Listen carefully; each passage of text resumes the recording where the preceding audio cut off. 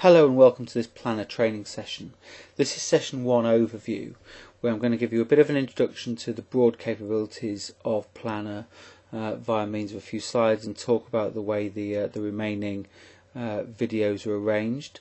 There's a series of 15 videos here broken down into around about 10 or 12 minute slots as a maximum, covering various different topics. So if there's a particular topic you want to go and explore, you can go straight off to that one, or you can follow these through sequentially, and that'll be about 2.5 hours. You may need some breaks in that, but about 2.5 hours to get through the material. Advantage of having this all as a video tour is you can sit there with it alongside or part open on your screen, watch some, pause it, do it in the tool itself, then come back and do it again. So a really flexible way of learning. So let's have a look. So Planner is here to support you across the full range of Project in a Box products. It comes free on all of our versions, Community Edition, where it provides the standard plan and task management, risk management, issue management, cost management, and in fact those are the core capabilities it provides all the way across Personal Edition, Small Team and Enterprise Edition.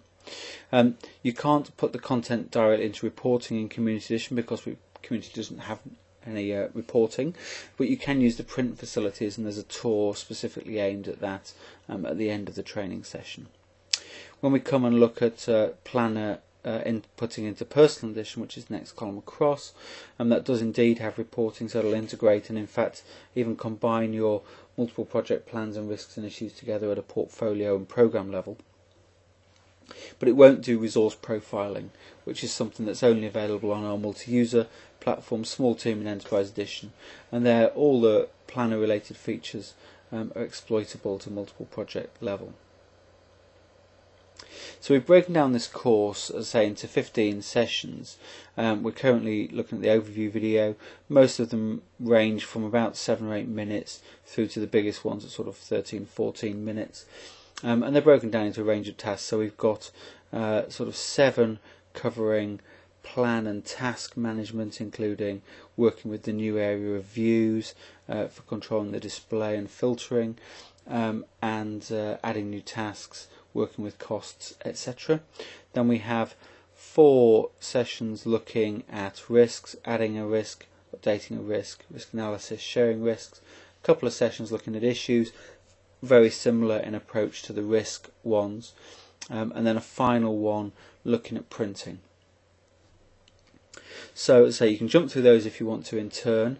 I'm just going to go on now and look through a couple of summary slides listing the functionality in the various areas, and then run through a very quick introduction to the tool itself. Now if you've already seen our intro video, then you won't really need to look at that because it's going to broadly cover the same sorts of things. So in plan and task management, Planner is set out to provide the basic functionality that you need to create and manage a plan. It allows you to create tasks. Those tasks can be grouped together into summaries if you want them to be. Against the task you can allocate start and end dates or durations. You can determine whether they start after other tasks, and that in fact can have multiple predecessors as well. You can allocate resources to the tasks. You can store percentage complete information, and you can also have quite detailed commentaries and descriptions and tags. You can set the colours of them, etc. To give your plan quite an interesting look and feel. It looks quite smart and modern. You can zoom in and out and manage the timescales, and in particular you can use our new view capability to filter and change the displays that you're looking at. So if you want to see something that's just overdue tasks, you select the appropriate view and it will dismiss all the other tasks so you can just see those that are overdue. And that makes it very easy because you can then take that data and put it into reporting in exactly the same way. Same sort of idea as many other commercial planning tools, and in fact we can take data imports from a number of those. Certainly anything that you can get the data into a spreadsheet, you can transfer that across and load it into Planner, and we have a directly set up import for bringing data in from .mpp files. In fact, you can also export to .mpp file format and also to spreadsheet capable of being copied into other applications as well.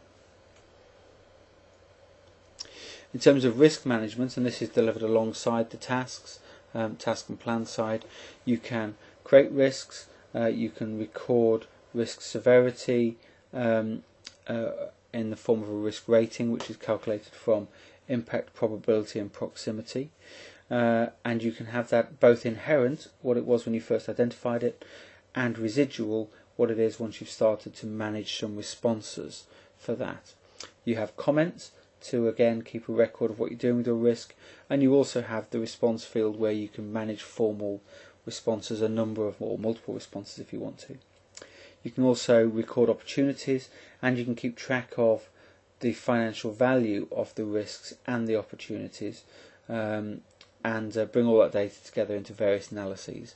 Again, the views allow you to filter and sort and change the display arrangement of your risks. We have some inbuilt charting to give you some displays that you can use. Again, those images and the data can be taken directly from the product, or if you're using our commercial packages, those can load into the reporting. On the issue side, really very similar to the risk, we have a list arrangement of the issues.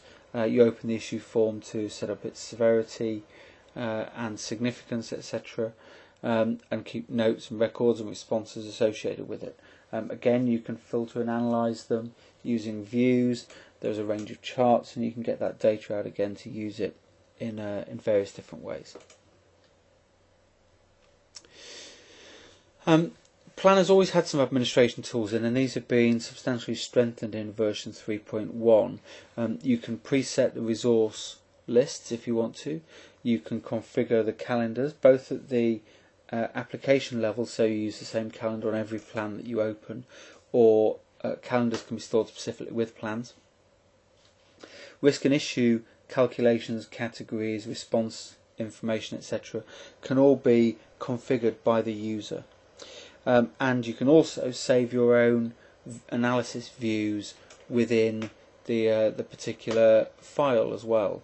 So you can save your own preferred views of risks and issues and plan and task information, cost information, all in that plan. And what makes this all very interesting now is that we have a password lock, which allows you to lock down some of those areas so that following users can't edit them. So that means corporately you can set up your calculational basis for risks and your categorization of risks and issues, and the users won't be able to tamper with that. You can also, if you want to, lock down whether the planner file is going to have plans, risks and issues, or just one of those areas. So it could just be a risk register, just be an issue register, or just be a plan. Okay, so these are the following video tours again as a list. I'm going to go on now and just give a 5-minute intro to the very basics of Planner, and you can then run on through the rest of these videos or jump to the ones that are of particular interest to you. Okay, so I'm in my Planner file here, and I'm in the plan part of it. We can see here we've got 3 different tabs, and using these we can jump between plans and risks and issues.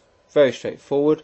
It is possible, as I mentioned earlier, that your planner file is locked, so you can only see one of these, but in most cases all 3 are going to be visible. There's a standard menu arrangement up at the top here, and also a ribbon which allows me to quickly access some of the key features. So adding new items, selecting a view we can do from here. We've got a more complete view menu here, and we've got a date range menu for changing display timescales, etc., expanding, collapsing items in the list, and a search facility as well. But these plans, pretty straightforward, fairly conventional looking sort of plan arrangement there. If we want to look at a particular task and change it, we can simply click on it. It will open with all the information that we need here, how it's been driven as a timescale, in this case a single predecessor, how it is in terms of percentage complete and other data we might hold about it, commentaries, etc., the resource allocations that we have set up against it, and how that then works out into costs, including any fixed cost elements, recording of actual cost, etc., all flowing through into the cost engine. And if we've got multiple predecessors, they would be showing here. So nice simple task form. Everything about that task is available there, and we can obviously roll these various elements up and down as we need to get the type of display we're interested in. We can then get this out as an image or as data, or put it into printed reports. Now, a particular thing of interest here is the view, and the view allows me to come and jump to particular things I'm interested in, focused areas of analysis, which can include change to displays and also filtering of data. So if I want to see all tasks that are overdue, it has a filter which goes away and looks for tasks that have already started, that have already completed, but are not yet 100% complete. So it's showing me a range of those here. I can see I've gone from 9 to 11, so I'm assuming probably task 10 in the middle here is complete, which is why it's not showing it to me. And I can therefore come in and edit just those tasks. Now that view is taken and applied also to my task list down here, and it's also chosen to rearrange data. It's brought percentage complete right to the front because I'm interested in overdue things. And that will also now flow into me exporting any data from here or printing. It's going to use this particular display. Now the other way that we can see views as being interesting is not to perhaps filter things, but just to change the way we're displaying the data. So if we go to costs, we've got every task.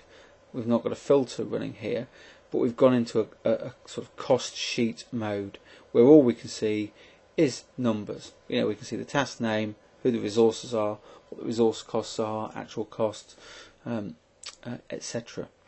So this view is very powerful in terms of changing our perspective on the plan. It's not just a Gantt chart, it's actually a much richer set of information that we can manipulate and sort.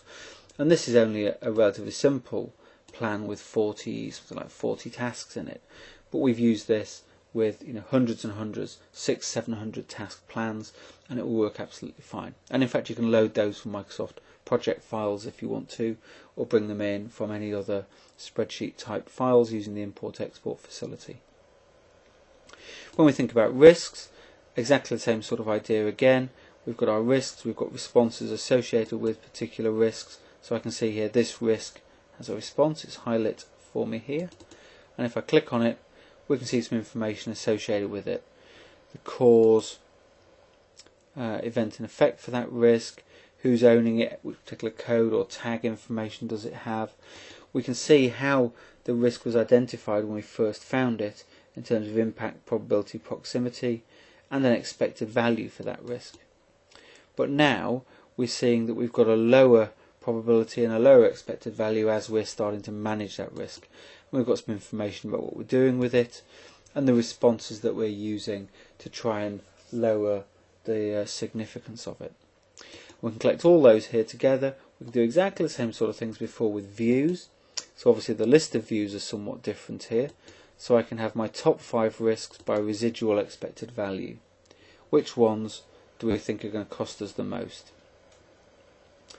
There we go. So that's jumping very quickly to key data. This register could have hundreds and hundreds of risks in it. I can set my filters and my view up to go and find what I'm interested in and decide how I want the display to all work and which columns to show, etc. And if I want to, I can save my own version of this after I've fiddled around with it a little bit. So very easy to set up the analysis that we're interested in. And of course with this I can get a range of different analyses. So here's my bar chart, my risk rating spread, my calculated averages, all based on the data we're currently looking at. So when we put this back into default mode and go and get our chart again, we see a much more complete one. So it's making this very easy to do. Lots of people currently manage risks and issues in spreadsheets, and that's fine, and it's certainly quick and easy to set up, but it limits you in terms of the analysis you can do. It's easy to break. very difficult to go adding extra categories or extra statuses to that, and here you can just do that and it will then flow through automatically into the colouring and counting and analysis. Issues, very similar in approach to risks. The layout of the form is the same. Of course, when we come and look at a particular issue here, obviously this form arrangement is slightly different. We don't have quite such a calculational basis as we did with inherent and residual risk ratings, but we've got broadly the same sort of information, including response management. So that's a very quick look through Planner Tool and a preview of what's coming in the next training sessions. And as I say, I look forward to hearing back from you about how you find Planner.